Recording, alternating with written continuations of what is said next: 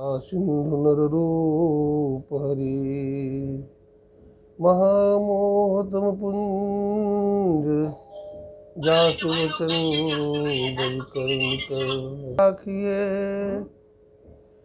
चलिए आज्ञा मान कह कबीर वादास को तीन लोक भय नाम तीन लोक नौखंड में गुरु ते बड़ा न कोई करता करे न कर सके गुरु करे सो। बोलिए प्रेम से श्री सद्गुरु महाराज की जय। श्री सद्गुरु महाराज की जय। श्री सद्गुरु महाराज की जय। का देश रहा है। भारत का आकाश संतों से कभी खाली नहीं रहा है।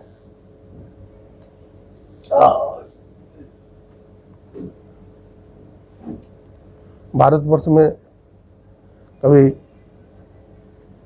संत कबीर, गुरु नानक, पलटू, सूर, मीरा, देवी, नहीं जैसे महापुरुष अवतरित होते रहे। आज मैं भारतीय परंपरा के अंतर्गत एक ऐसे महापुरुष के संबंध में बताना चाहता हूँ। वह है बाबा गोरखनाथ जी महाराज। बाबा गोरखनाथ जी महाराज मच्छिंद्र नाथ जी महाराज के शिष्य थे।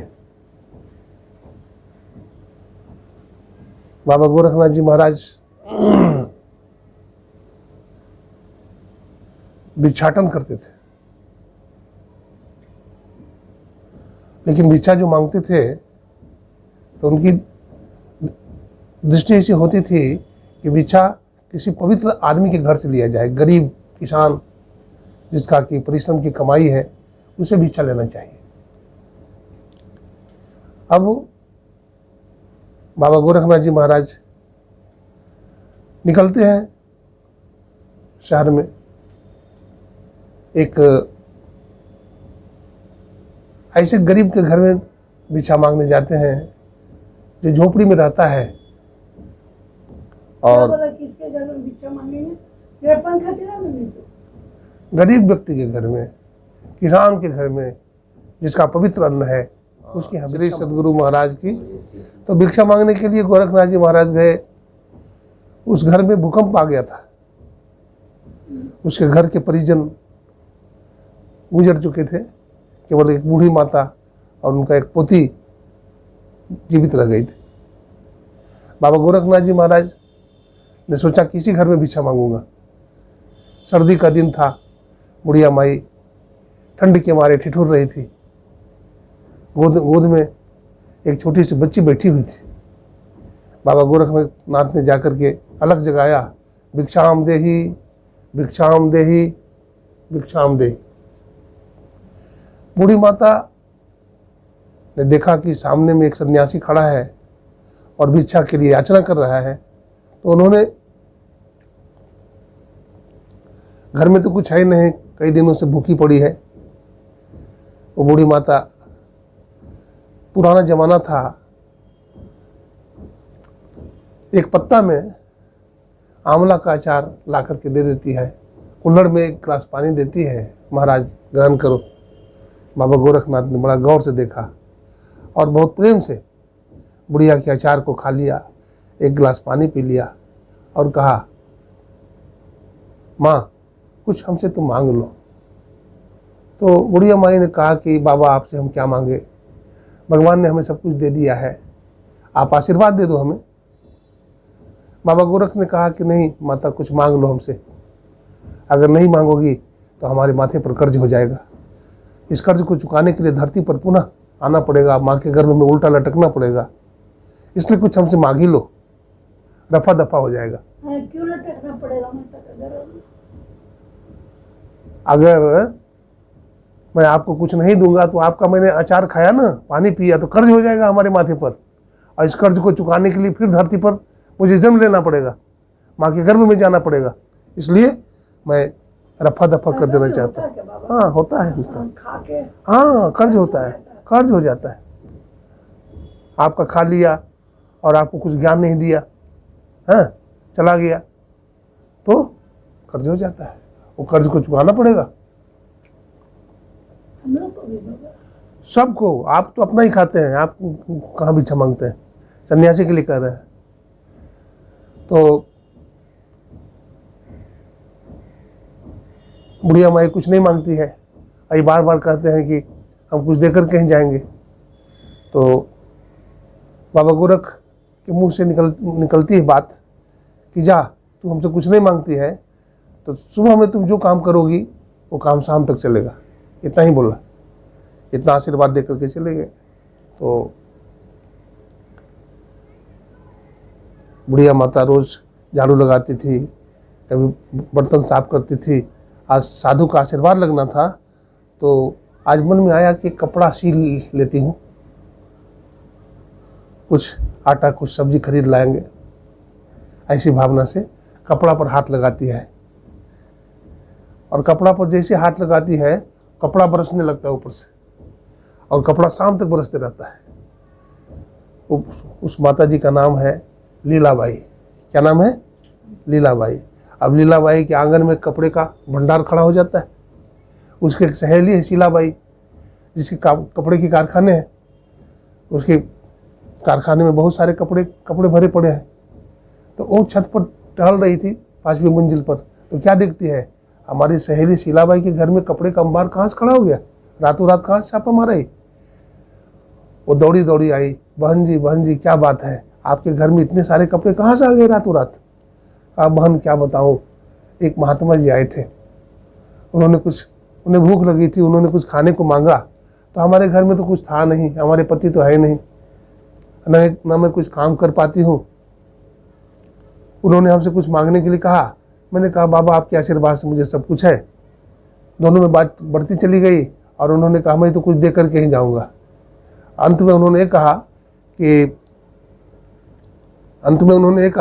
कि जाओ, जो काम तुम सुबह में शुरू करोगी शाम तक चलता रहेगा।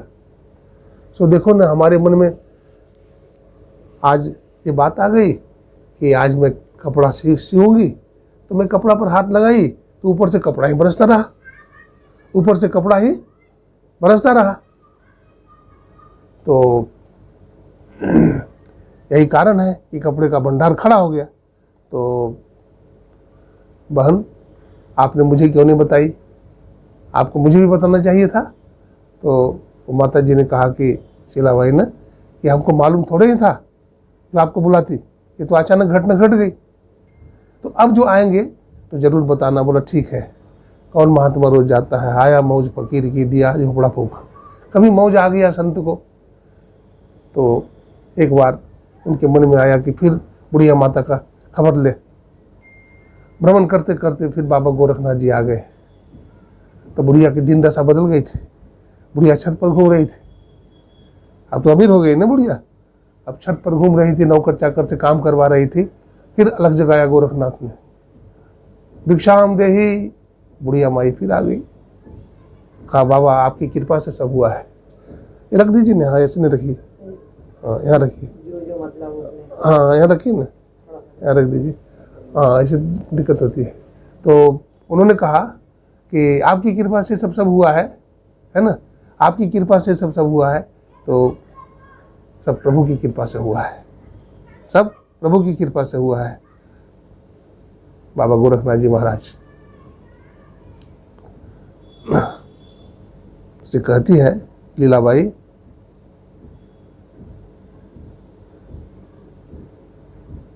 हे महात्मा जी, हमारी एक सहेली रहती है जिसका नाम शीलाबाई है, वो भी आपके पास आ रही है। इतने में वो भी आ गई। शीलाबाई ने भी प्रणाम किया महात्मा जी को। महात्मा जी ने से आग्रह की कि महाराज हमारे घर में भी चलिए, हमारा भिक्षा ग्रहण करिए। चले गए और उसका भी भिक्षा ग्रहण किया। उसके बाद वो बोलती है महाराज हमको भी वही वरदान दीजिए जो हमारी सहेली लीलाबाई को दिया था। देखिए संत देते हैं कुछ सोच समझ करके। उन्होंने सोचा कि लीलाबाई तो बहुत गरीब थी, उसके घर में कमाने वाले कोई नहीं थे, एक छोटी बच्ची भी है पोती जो शादी के योग्य हो गई है, तो उसको धन की ज़रूरत थी। लेकिन बुढ़िया के पास तो इतना धन है इतनी संपत्ति है कि 99 के चक्कर में रहती है, तो इसको धन की जरूरत नहीं है। इसका क्या हुआ, इसका मन बहुत चंचल है। संत ने विचार किया और उन्होंने कहा कि जाओ, जिसमें तुम्हारा भला होगा मैं वही वरदान दूंगा, जिसमें तुम्हारा भला होगा मैं वही वरदान दूंगा। तो वही वरदान उसको दे दिया। तो वो बुढ़िया शीलाबाई क्या सोचती है कि हमको भी वही वरदान मिल गया, मन में सोच रही है। वो वरदान तो दिया नहीं। अब उसके घर में सोना चांदी की कमी है नहीं, तो सोने का हाथी सिरहाना में सजा करके सोई और सोने के खिलौने पर एक मधुमक्खी बैठा हुआ था। मधुमक्खी को छू दिया उन्होंने, है ना, और मधुमक्खी उड़ना शुरू किया और सुबह से शाम तक मधुमक्खी काटता रहा। अब शीलाबाई को अब मधुमक्खी इतना काटा कि मुंह फूल कर कप हो गया, पूरा फूल गया। लेकिन ऐसा हुआ, सब जितना रजोगुण तमोगुण था ना, सब खींच लिया मधुमक्खी। अब उसका मन भजन में नहीं लगता था, उसका मन भजन में लग गया। कहने का मतलब क्या, संत महात्मा किसी को भी वैसी वस्तु प्रदान करते हैं जिसकी उसको जरूरत हो। मिलने के देगा बाबा, हाँ, मंडल के देगा। आपको मधुमक्खी काटेगा तो वही जितना तमोगुण है रजोगुण सब खींच लेगा। अब भजन में मन नहीं लगता है तो भजन में मन भंवर गुफा में आपको बिठा देगा। श्री सद्गुरु महाराज की जय। बिठा देना ना, समाधि लग जाती है सुमित्रा माता को।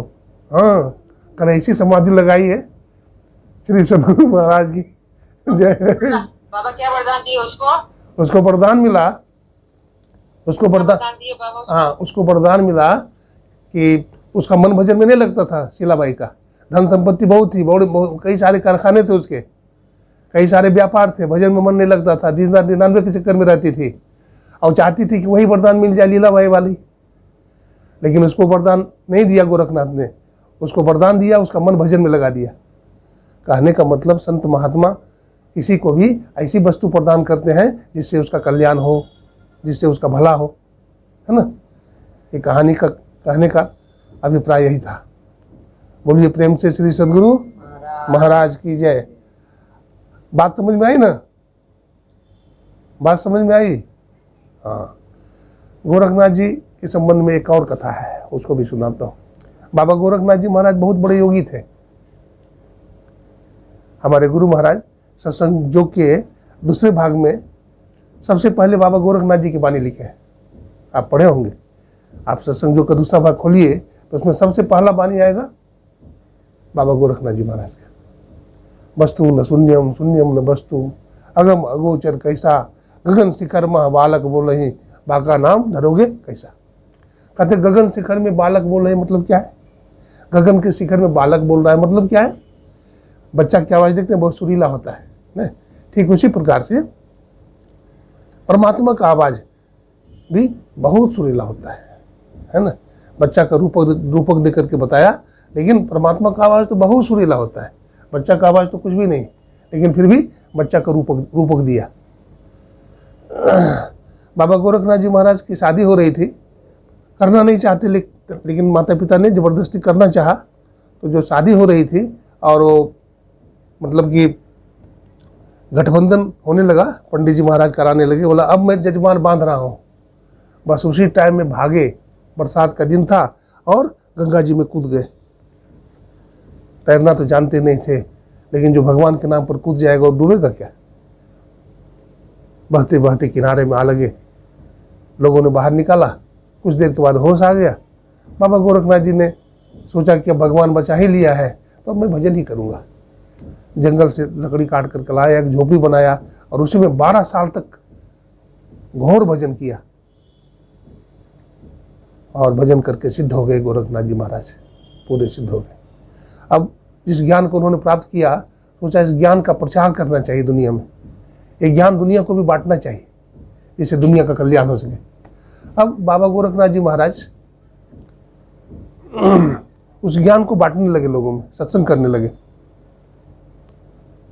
बतलाते हैं कि बाबा गोरखनाथ जी महाराज पूरे सिद्ध हो गए थे।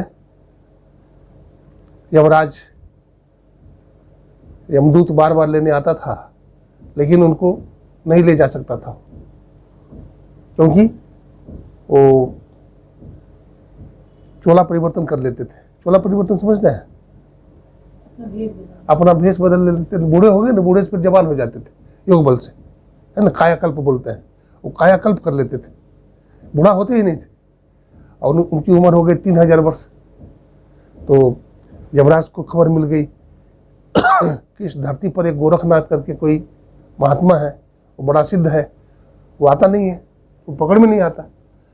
तो जमदूत हार गया तो यमराज से कहा कि महाराज आप ही जाइए, हमारे बस की बात नहीं उसको लाना। तो खुद आते हैं यमराज भैंसे की सवारी पर। तो उन्होंने वेश बदल लिया। उन्होंने बाबा गोरखनाथ जी महाराज जो जा रहे थे गंगा जी स्नान करने के लिए, सुबह सुबह का समय था, वो गंगा जी स्नान करते थे गोरखनाथ जी। स्नान करके उसी घाट पर बैठ करके भजन करते थे। भजन करते करते जब थक जाते थे तो अपने कुटिया में जाते थे। बतलाते हैं बाबा गोरखनाथ जी महाराज वहाँ जा ही रहे थे कि यमराज ने अपना काम शुरू कर दिया। एक पहले क्या देखा उन्होंने कि कुछ बच्चे एक वृक्ष के नीचे खेल रहे हैं। एक बंदर आ जाता है तो बच्चे सब भी बंदर को पकड़ने के लिए चढ़ जाता है गाछ पर, पैर फिसल जाता है और दोनों बच्चा गिर करके मर जाता है। अब वही बंदर फिर एक सर्प बन गया, सांप। राही लोग जा रहे थे, उसको काट लिया, वो भी मर गया। फिर वो सांप एक बाघ बन गया। दो जवान भाई आ रहा था, उसको उन्होंने मार के खा गया। इस तरह से कई रूप बदल रहा था। तो बाबा गोरखनाथ जी महाराज को राह नहीं गया। उन्होंने कहा महाराज आप कौन हैं? फिर ब्रह्मचारी के रूप में आ गया वो। हाँ, वो ब्रह्मचारी बन गया और गोरखनाथ जी को जोर से पुकारा, ओ गोरख ठहरो। तो गोरखनाथ जी तो भजन करते जा रहे थे। देखिए साधु महात्मा जब चलते हैं तो उनका नज़र नीचे रहता है धरती पर। क्यों? कोई कीड़ा मकोड़ा नहीं मर जाए, किसी पर कुदृष्टि हमारी न पड़ जाए। तो नीचे धरती की तरफ देखते हुए आगे बढ़ रहे थे, चल रहे थे। इतने में क्या होता है, फिर जोर से चिल्लाया वो ब्रह्मचारी, ओ गोरख ठहरो, तुम्ही को कह रहा हूँ। तो गोरखनाथ की ध्यान उधर गया, पीछे देखा तो बोला, बोलो भाई कौन हो तुम? बोला हमको नहीं पहचानते हो? बोला तुमको नहीं पहचानता हूँ। बोलो कौन हो? तो बोला हमको जानना चाहते हो? बोला हाँ जानना चाहता हूँ। बोला हमारा नाम काल है, काल। मैं तुमको लेने के लिए आया हूँ। धरती पर रहने की आयु तुम्हारी समाप्त हो गई, हमारे साथ चलो। तो गोरखनाथ ने कहा देखो भाई, मैं तो तुम्हारे कहने से जाऊंगा नहीं। अभी हमारा गंगा स्नान का समय है, भजन का समय है, तुम चले जाओ, मैं अभी नहीं जा सकता। बोला मैं तुम्हें लेकर के जाऊंगा। तुम अपने को जोगी समझते हो? अगर तुम अपने को जोगी समझते हो, है ना, अगर तुम ये समझते हो कि मैं योगी हूँ, आसन लगा के बैठ जाऊंगा, तो मैं तुम्हारा आसन बांध लूंगा, मैं तुम्हारे शरीर को बांध लूंगा। अगर तुम्हें ये अहंकार है अपने ऊपर, तो मैं तुमको भी बांध लूंगा, तुम्हारे मन को बांध लूंगा, बुद्धि को बांध लूंगा। और तुम्हारा गुरु पर अहंकार है तो तुम्हारे गुरु मच्छिंद्रनाथ को भी बांध लूंगा। वो बोलता है आसन बांधो। गोरख काल एक संवाद है, गोरख काल संवाद, एक पुस्तक है इतनी मोटी। तो उसमें काल और गोरखनाथ में टक्कर हुआ है, युद्ध हुआ है। काल बोलता है हम ले जाऊंगा, योगी बोलता है मैं नहीं जाऊंगा। अब क्या होता है, काल बोलता है आसन बांधो, बासन बांधो, बासन मैंने शरीर होता है, आसन बांधो, बासन बांधो, बांधो तेरे गुरु को बांधो, निक्षुभ के द्वारा। हे गोरखनाथ, मैं तुम्हारे आसन को बांध लूंगा, मैं तुम्हारे शरीर को बांध लूंगा, तुमको बांध लूंगा और तुम्हारे गुरु गोरखनाथ को भी बांध लूंगा। निक्षुभ के कहीं द्वारा किस दरवाजे से निकलोगे? सब दरवाजे में तो हमारा वास है। तो गोरखनाथ ने कहा सुनो गोरख, 9 दरवाजा में तुम्हारा वास है, 10वां दरवाजा में तुम्हारा वास नहीं है। मैं 10वां दरवाजा से निकल जाऊंगा और तू टुकुर टुकुर देखता रह जाएगा। अब फिर काल बोलता है सुनो गोरख, तुम अपने को योगी मत समझो। जब महाप्रलय होता है ना, तो पृथ्वी जल में डूब जाता है, जल अग्नि में समा जाता है, अग्नि वायु में लीन हो जाता है, वायु आकाश में लीन हो जाता है, आत्मा परमात्मा में लीन हो जाता है। उस समय तुम कहाँ रहोगे? उस समय क्या हरि तुम्हारी रक्षा करेगा? बोलो। तब गोरख बोलते हैं धरती आकाश मिट जाएंगे मिटेंगे मेरू कैलाश और एक में एक हो जाएंगे तो कहाँ रहेंगे हरि के दास। तो उस समय तुम कहाँ रहोगे? तब गोरखनाथ फिर बोलते हैं, धरती आकाश मिट जाएंगे, मिटेंगे मेरू कैलाश और एक में एक हो जाएंगे तो हरि में रहेंगे हरि के दास। अब काल जो है हाथ जोड़ लिया, बोले हे जोगेश्वर, हमसे गलती हो गई, हमारी गलती को माफ़ करना। मैं तुमको ले जाना चाहा, लेकिन जब तुम्हारी इच्छा होगा तब आना अपनी इच्छा। कहने का मतलब है योगी लोग काल को जीत लेते हैं, वो अपनी मर्जी से इस संसार से जाते हैं, है ना। उनके लिए विमान आता है और उनकी इच्छा से ले जाता है। तो ये जीवन मुक्ति है। मानव जीवन का लक्ष्य केवल खाना सोना नहीं है, बल्कि मानव जीवन का लक्ष्य क्या है? उस आत्मा को जानना, उस परमेश्वर को जानना। उसको जान लेने के बाद जीव का आवागमन का चक्र क्या होता है? सदा के लिए समाप्त हो जाता है, जीव अमरत्व को प्राप्त कर लेता है। भगवान श्री कृष्ण कहते हैं एक काम करो, अपनी आत्मा को जानो, आत्मानम विद्धि, है ना। आत्मा अजर अमर है। यही ज्ञान भगवान श्री कृष्ण ने अर्जुन को दिया था। नैनम छिंदन्ति शस्त्राणि नैनम दहति पावक न चैनम क्लेदयन्ति आपो न शोष्यति मारुता। हे अर्जुन, इस आत्मा को शस्त्र नहीं काट सकते, अग्नि नहीं जला सकती, जल नहीं भिगो सकता। ये आत्मा कैसा है? तो बोलते अजर अमर है। इसी आत्मा के ज्ञान नहीं होने के कारण हम लोग संसार में भटकते हैं। हम समझते हैं हम शरीर हैं, है ना। लेकिन इतना ज्ञान हो जाए कि हम शरीर नहीं है तो फिर बहुत दुख टल जाता है। नहीं, हम अपने को शरीर मानते हैं और शरीर हम नहीं है। इतना ज्ञान अगर हो जाए तो फिर हम बहुत सारे दुखों से निदान पा सकते हैं। इसलिए ज़रूरत है कि हम उस आत्म तत्व को जाने, उस परमात्मा को पहचाने। हमारे गुरु महाराज ने कहा, साधो परम पिता निज चिन्हो कहते संतन हितकारी। उस परम पिता परमात्मा को जानो। देखिए, हम लोग सबको जानते हैं, अपने शरीर को जानते हैं, अपने माँ को जानते हैं, अपने पिता को जानते हैं, अपने भाई को जानते हैं, अपने मित्र को जानते हैं, देश के लोग को जानते हैं, विदेश के लोगों को भी जान लेते हैं, लेकिन परम पिता को नहीं जानते हैं। परम पिता को पहचानो कि तुम्हारे परम पिता कौन है, किसने तुम्हें उत्पन्न किया है। उस ईश्वर को जानो। तो ईश्वर को जानने के लिए ही सत्संग करने की ज़रूरत है और ध्यान करने की ज़रूरत है। जब तक ध्यान नहीं करेंगे तब तक ईश्वर को नहीं जान सकते।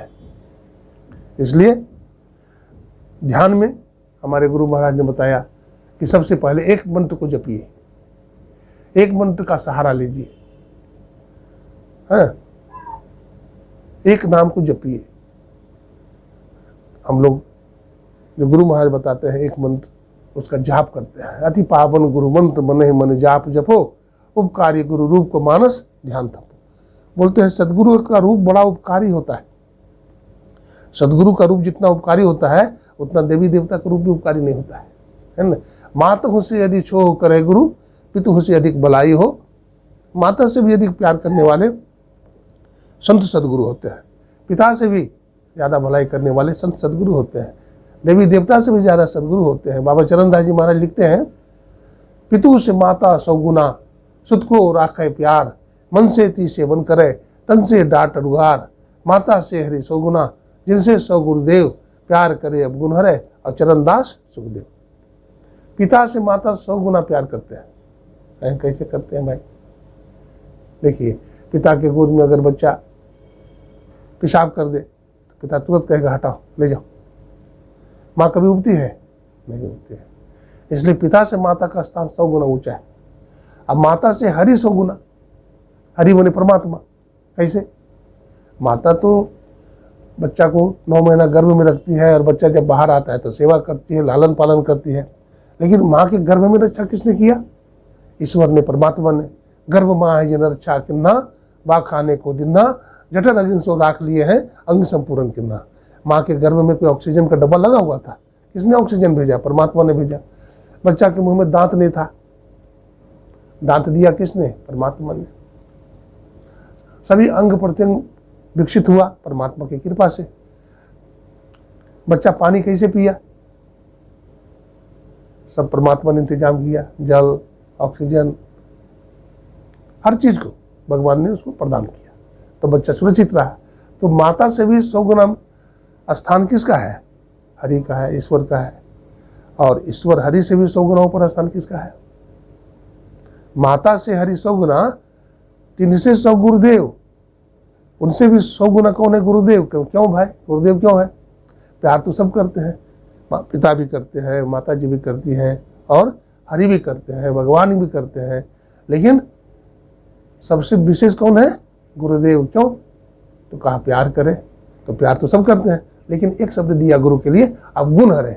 अब गुण कोई नहीं हरेंगे, न पिता, न माता, न हरि। अब गुण कौन हरेंगे? गुरुदेव। इसलिए गुरु का स्थान सर्वोपरि है। गुरु बिन और न जान, बाबा चरणदास जी महाराज लिखते हैं, गुरु बिन और न जान, मान मेरो कहो, और चरणदास उपदेश विचारत ही रहो। सुन रहे हैं सत्संग?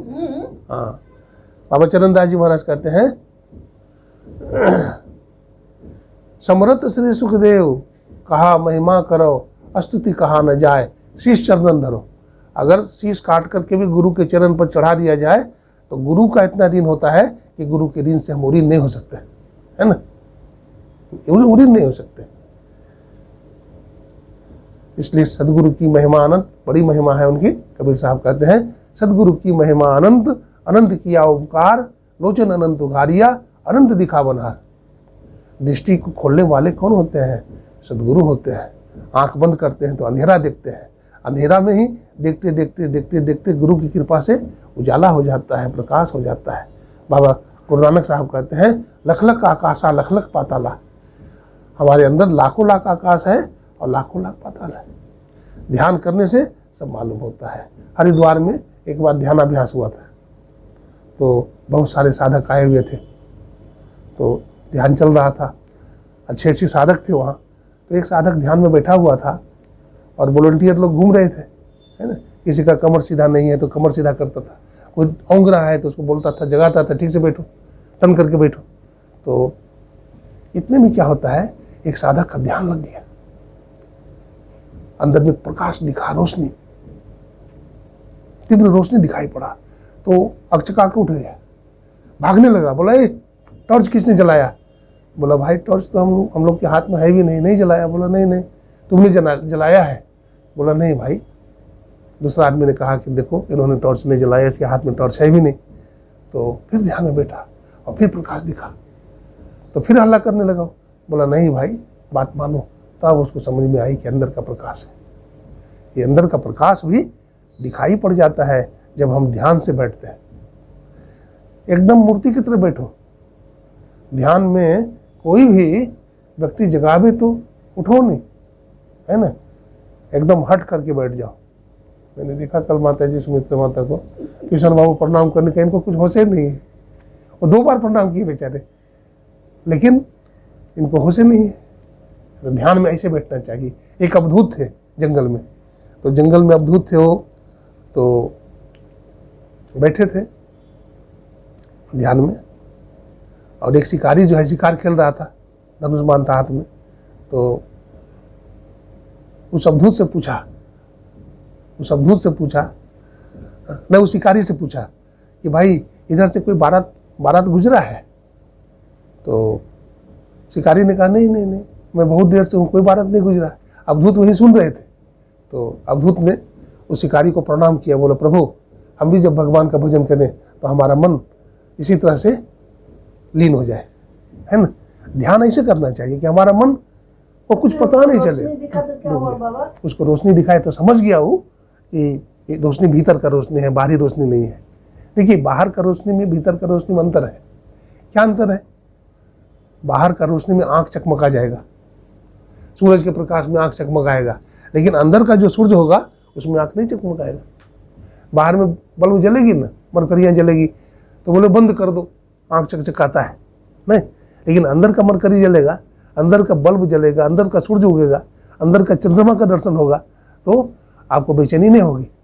अब बाहर में मान लीजिए कोई पटाखा फोड़ दे तो लगेगा कान बहरा हो गया, बंद करो, क्या करते हो?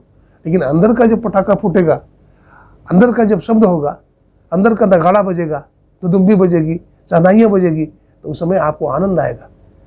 आपको ऐसा लगेगा, ऐसा आनंद मिलेगा कि जैसा आनंद संसार में नहीं है। रसो वैसा, श्रुति कहती है रसो वैसा, ये वैसा रस है ऐसा आनंद है कि ऐसा आनंद संसार में नहीं मिलेगा। एक महात्मा ने कहा, ए रस फीको ओ रस मीठो, ओ रस फीको ए रस मीठो। जिसको अंदर का आनंद मिल गया, ध्यान का आनंद मिल गया, उसको संसार का विषय का आनंद नहीं आ सकता है। और जिसको संसार का विषय आनंद मिलता है, अच्छा लगता है, तो उसको अंदर का आनंद नहीं मिल सकता है। जहाँ काम तहाँ राम नहीं, और जहाँ राम नहीं काम, जहाँ राम है वहाँ काम नहीं आ सकता, और जहाँ काम है वहाँ राम नहीं रह सकता। इसलिए वो धन्य है जिसका ध्यान बनता है। दृढ़ करो दृढ़ करो दृढ़ करो दृढ़ करो दृढ़ करो दृढ़ करो हो जोगी दृढ़ करो, सूरतिया सिया के डोरिया दृढ़ करो, सूरतिया के डोरिया दृढ़ करो। गगन मंडल में आसन करो हो जोगी, आसन करो हो जोगी, त्रिकुटी में जोगिया धरहु धियन माँ, त्रिकुटी में, त्रिकुटी में, त्रिकुटी मंडल में विद्या सारा। त्रिकुटी मंडल जो है ना बहुत ऊपर है, और त्रिकुटी मंडल में जो चढ़ जाता है वही सूर्य का दर्शन होता है, वहाँ सूर्य भगवान का दर्शन होता है। वहाँ देवी देवता चावल डुलाते हैं, पानी भरते हैं संत के घर में। हाँ, लाल तक कहते हैं ना, प्रथम भगति संतन कर संगा, दूसरी रति मम कथा प्रसंगा। गुरुपद पंकज सेवा, तीसरी भगति अमान, चौथी भगति मम गुण गना, करे कपट तजगान। मंत्र जाप मम दृढ़ विश्वासा, छठदम शील सुवेद प्रकाशा, सातम सम मोहि में जग देखा, मोते संत अधिक करि लेखा। नवम एक हूँ जिनके होई, नारी पुरुष सचराचर कोई, सोई अतिशय प्रिय भामिनी मोरे, सकल प्रकार भगति दृढ़ तोरे।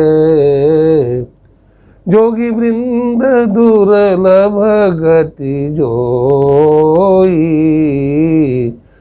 सो आज सुलभ भई सोई। मम दर्शन फल परम अनुपा, जीव पाय निज सहज स्वरूपा। भगवान राम सबरी माता के कुटिया पर पहुंच जाते हैं। देखिए, सबरी मैया तो कोई निमंत्रण पत्र नहीं भेजी थी भगवान राम को, लेकिन उसके प्रेम में खिंच गए प्रभु, प्रेम में प्रभु खिंच गए और आ गए प्रभु। माता सबरी का कितना सुंदर भाव था। झाड़ू लगाती है। मतंग ऋषि ने कहा था, बेटी तुम जंगल में ही रहना, कहीं मत जाना, कहीं मत भटकना, सत्संग करते रहना, भजन करते रहना, भगवान राम आएंगे तुमको दर्शन दे देंगे। देखिए कितना समय तक इंतजार करी, 10,000 वर्ष। हम लोग जाते हैं कुप्पा घाट गुरु महाराज का दर्शन करने के लिए, और गुरु महाराज नहीं है तो उनके चेला राम से कहते हैं, देखो जी कह दीजिएगा गुरु महाराज से फलाने आए थे और चले गए। देखिए धीरज नहीं है, लेकिन माता सबरी 10,000 वर्ष तक पड़ी रहे। गुरु में कितना विश्वास होना चाहिए, पूरा विश्वास है। अब माता सबरी के प्रसंग को सुन रहे थे। माता सबरी में कितनी धीरता है, कितनी गंभीरता है, कितना विश्वास है। बिना विश्वास की भक्ति नहीं होती है। बिन विश्वास भक्ति नहीं, तहि बिन द्रव ही न राम, राम कृपा बिनु क्या है, सपने हूँ जीवन लह विश्राम। राम की कृपा के बिना सपना में भी सुख नहीं हो सकता है, सपना में भी सुख नहीं हो सकता है। बताइए भक्ति कैसी। भक्ति स्वतंत्र सकल सुख खानी, बिनु सत्संग न पावई प्राणी। माता सबरी बेर लाती है। बताइए, पहले तो प्रभु श्री राम जो आए हैं, माता सबरी झाड़ू लगा रही है, फूल बिछा रही है रास्ता में। भगवान राम के चरण बहुत कोमल है, कंकड़ पत्थर न गड़ जाए, कांटे नहीं चुभ जाए, फूल बिछा देती है। फिर गेट से बना देती है, गेट केले का। अब पूरब साइड में गेट बनाई है तो कोई जरूरी नहीं है भगवान पूरब साइड से ही आवे, पश्चिम से ना आवे। उत्तर से भी आ सकते थे, दक्षिण से भी आ सकते थे, लेकिन भगवान राम ने माता सबरी का सत्कार का आदर किया कि जिस तरफ गेट बनाई थी उसी तरफ से भगवान राम आए। भगवान राम के लिए माता सबरी ने चुन चुन के बेर लाया। और प्रभु श्री राम खाएंगे, खट्टा बेर नहीं होना चाहिए, मीठी बेर होना चाहिए, है ना। चक चक करके लाती है माता सबरी, चक चक करके लाती है बेर। अब भगवान राम को दोने में देती है। भगवान राम तो खाते चले जाते हैं, लेकिन लक्ष्मण जी महाराज नहीं खाया। इस भिलनी के जूठा बेर खाएंगे। उन्होंने क्या किया, नज़र बचा के फेंक दिया। देखिए, अगर रामचरितमानस पढ़ेंगे तो बहुत ज्ञान है इसमें। फेंक तो दिया, संत के प्रसाद का अपमान किया, लेकिन क्या हुआ, वही संजीवनी बूटी बना और वही घोल करके पिलाया गया, तो लक्ष्मण जी के प्राण वापस लौटे। माता सबरी विरह में है। भगवान राम आज आएंगे, कल आएंगे, परसों आएंगे, बहुत इंतजार की, है ना। तब भगवान राम भी दर्शन दिए। जब प्रेम सच्चा था तो भगवान राम भी दर्शन दिए। माता सबरी जब बहुत उदास बैठी थी ना, जब भगवान राम नहीं आ रहे थे, तब का एक प्रसंग है कि माता सबरी बहुत उदास हो गई, शरीर बहुत कमज़ोर हो गया था, और उन्होंने सोचा कि अब मैं शरीर छोड़ दूंगी, अब भगवान राम लगता नहीं आएंगे। तो सुबह सुबह क्या हुआ, स्नान वान करके ध्यान वान करके बैठी हुई थी और आंख से आंसू टपक रहे थे। माता सबरी ने देखा कि कौवा बैठा हुआ है छप्पर पर और कौवा चावल बांट रहा है। तो कौवा से माता सबरी क्या बोलती है, बोल बोल कागा मेरे राम कब आएंगे, बोल बोल कागा मेरे राम कब आएंगे।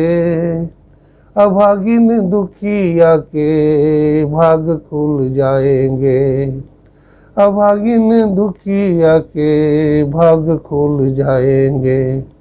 बोल बोल कागा मेरे राम कब आएंगे, अभागिन दुखिया के भाग खुल जाएंगे। बोलो बोलो मेरे कागा, मेरे राम जी कब आएंगे, बहुत समय बीत गया, अब मैं शरीर त्याग दूंगी। आए नहीं राम लगाई काहे देर रे, आए नहीं राम लगाई काहे देर रे। चुन चुन के लाई मैंने जंगल के बेर रे, चुन चुन के लाई मैंने जंगल के बेर रे। बोल बोल कागा मेरे राम कब आएंगे, अभागिन दुखिया के भाग खुल जाएंगे। भाग खोलते हैं कौन, संत। संत भगवंत भाग्य खोल देते हैं। व्यास पूजा का समय था, एक माता जी गई हुई थी, कोलकाता से हैं, चमड़िया माता, शीला माता चमड़िया, है ना। वो भी बड़ी गुरु भक्तिन थी, गुरु महाराज के प्रति बड़ा उनका भी श्रद्धा विश्वास था। बतलाते उनके पतिदेव गुजर चुके थे और उनके ऊपर बहुत सारा केस लोगों ने कर दिया था। तो जिस कमरा में ठहरी हुई थी, सुबह सुबह गुरु महाराज का व्हील चेयर महर्षि संतवीर जी महाराज ले जा रहे थे गुरु महाराज के। अब वो दरवाजे के पास जोर जोर से रो रही थी, हे गुरु महाराज, मैं विधवा हूँ, हमारे ऊपर बहुत सारे केस लोगों ने कर दिया है, हमारा ध्यान भजन भी नहीं बनता है, मैं पागल हो जाऊंगी, हम इतना केस मैं कैसे लड़ूंगी, मैं अबला हूं, नारी हूं। गुरु महाराज का व्हील चेयर जा रहा था, ये रो रही है। आवाज सुनकर के गुरु महाराज कहते हैं, संत सेवी जी हुजूर देखो कौन रो रहा है। संत सेवी जी महाराज कहते हुजूर कोई नहीं रो रहा है। कहाँ आवाज आ रही है? बोले बढ़िया से सुनो। नहीं सरकार कोई आवाज नहीं आ रही है। गुरु महाराज कहते देखो उस कमरा में, देखो दरवाजा खटखटाओ। जाके महर्षि संत सेवी जी महाराज दरवाजा खटखटाते हैं, दरवाजा उधर से खुल जाता है। वही माता जी शीला माता चमड़िया रो रही थी। गुरु महाराज का चरण पकड़ लेती है, बेटी क्यों रोती हो तुम, शीला क्यों रोती हो? गुरुदेव मैं अबला हूँ, लोग हम पर बहुत केस कर दिए हैं, मैं केस कैसे लड़ूंगी? गुरु महाराज कहते हैं बेटी तुम्हारा केस मैं लड़ूंगा, जाओ। गुरु महाराज कहते हैं तुम्हारा केस मैं लड़ूंगा। ओ रोते रोते क्या गाती है, मुझे दे दो भक्ति दान सदगुरु हो दाता जी, मुझे दे दो भक्ति दान सदगुरु हो दाता जी। बोले क्या चाहिए तुम्हें, बोलो। बोला भक्ति का दान दे दीजिए। बोले जाओ तुमको भक्ति का दान दिया मैंने, है ना, भक्ति दान मुझे दीजिए, देवन को देवा और कछु नहीं चाहिए, संतन नित्य सेवा, है ना। तो संत की सेवा करें तो हमें पहली भक्ति मिल जाती है। सेवा क्या है? आज्ञा सब में सुसाहेब सेवा। ऐसा थोड़े है कि गुरु महाराज पर फल फूल चढ़ाते रहें, केवल दान दक्षिणा देते रहें। अरे सेवा है उनके आदेश का पालन करो, और जो हमको कहते हैं कि सत्संग करो, ध्यान करो, सो करो। और व्यभिचार, चोरी, नशा, हिंसा, झूठ, ये 5 पाप से अपने आप को बचा करके रखिए, तो ध्यान भजन में आपका मन लग जाएगा। तन पवित्र है तो मन भी पवित्र होगा, तन अपवित्र है तो मन भी अपवित्र ही होगा। इसलिए मर्यादा से संसार में रहना चाहिए, संसार का काम भी करो।